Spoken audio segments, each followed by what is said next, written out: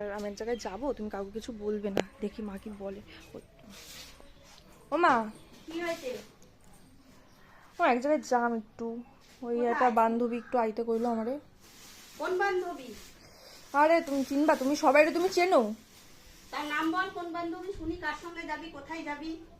তুমি বিয়ার আগে এমন করতে, এখন তোমার বিয়া হয়ে গেছে না, তুমি এখনো কেন এমন করছো? এখনকার মেয়েদের বিশ্বাস নেই, বিয়ের পরেও তারা এদিক ওদিক না বলে এদিক ওদিক চলে যায়।